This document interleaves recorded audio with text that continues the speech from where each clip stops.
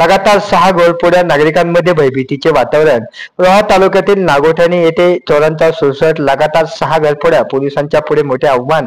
नागोठणे या ठिकाणी लगातार 6 घरफोड्या करून मुद्देमाल घेऊन गेलेले आहेत ते चोरटे. नागोठणे येथे हुजरा मोहल्ला येथे एका बिल्डिंगमध्ये 2 ब्लॉक फोडून आतमधून लग्नासाठी आणलेला ऐवज ज्या वस्तू होत्या त्या चोरट्यांनी पळून नेल्या आहेत. दरवाजाचा लॉक तोडून आतला कडप्पा तोडून लोखंडी रॉडने एका ब्लॉक वाले जागे होऊ नये म्हणून त्यांच्या घराच्या कड्या देखील बाहेरून लावून हा सगळा पराक्रम चोरट्यांनी केला आहे. पोलिसांपुढे आज मोठं आव्हान आहे की या चोरट्यांना लवकरात लवकर पकडून जेरबंद करून नेलेला मुद्देमाल हा परत मिळवावा याकरता ज्यांच्या घरी चोरी झाली ते आशा करत आहेत. नागोठणे पोलीस ठाण्याचे अधिकारी सचिन कुलकर्णी व त्यांचे पदाधिकारी पथक मोठ्या प्रमाणात तैनात होऊन या चोरट्यांचा शोध घेत आहेत. माननीय जिल्हा पोलीस अधीक्षक अचल दलाल यांच्या मार्गदर्शनाखाली सर्व रायगड जिल्ह्याचे पथक व नागोठणे पोलीस ठाण्याचे अधिकारी सचिन कुलकर्णी यांचा हे पोलीस चोरट्यांचा शोध घेत आहेत. लवकरात लवकर या चोरट्यांना पकडण्यात यश येईल अशी सूत्रांकडून माहिती मिळते आहे. जनतेला ही एक आव्हान करण्यात आले आहे की आपल्या मौल्यवान वस्तू बँकेच्या लॉकरमध्ये ठेवावेत. आपण कुठे बाहेर जात असताना दुसऱ्याला शेजाऱ्याला सांगून लक्ष ठेवण्याकरता सांगून जावेत असे देखील आवाहन पोलीस निरीक्षक सचिन कुलकर्णी यांनी केले आहे.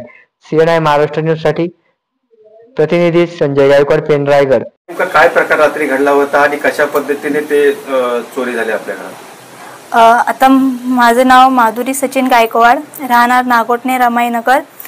माझे मिस्टर त्यांची नाईट शिफ्ट असल्यामुळे ते जिंदाल कंपनीमध्ये जॉबला जातात. ते नाईट शिफ्ट असल्यामुळे ते संध्याकाळी 7 वाजता नाईटला घरातून निघतात. 7 ते 7:15 वाजेपर्यंत निघून जातात. त्यानंतर मी मुलीला घेऊन घरातलं आवरते, जेवण वगैरे आवरून घरातलं सगळं कामं आवरून मी 10 ते 10:30 वाजेपर्यंत खाली माझे जाऊ त्यांच्याकडे मी रात्री झोपायला जाते.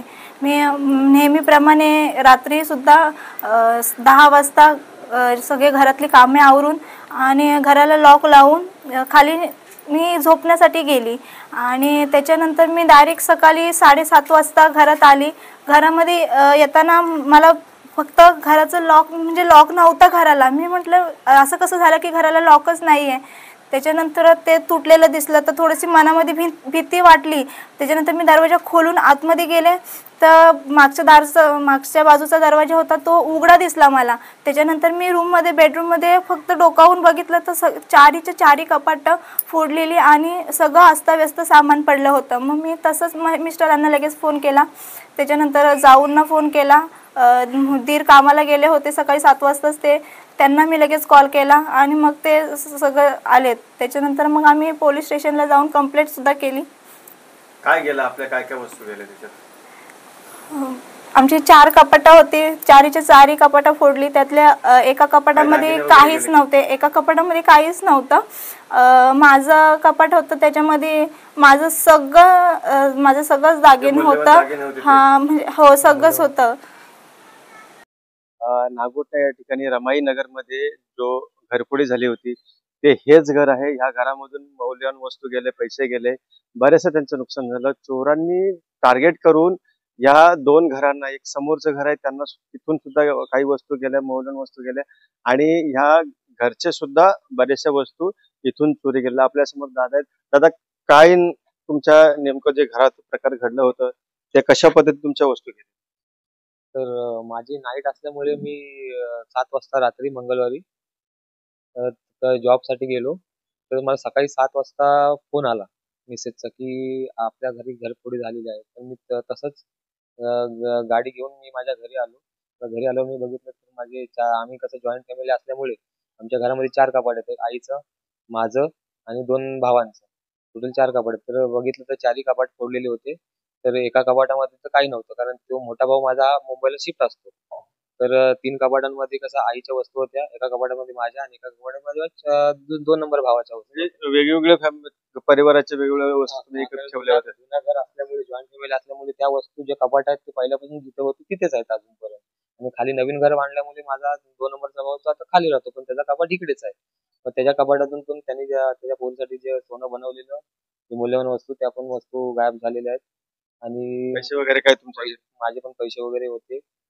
10,000 पर्यंत अशी अमाऊंट होती आणि माझ्या मिसेसची जेवढी ज्वेलरी होती, अंगठ्या, कानातले वगैरे 2 जोड मंगळसूत्र वगैरे सगळं, चैनी वगैरे ते सगळं लंपास झालेलं आहे.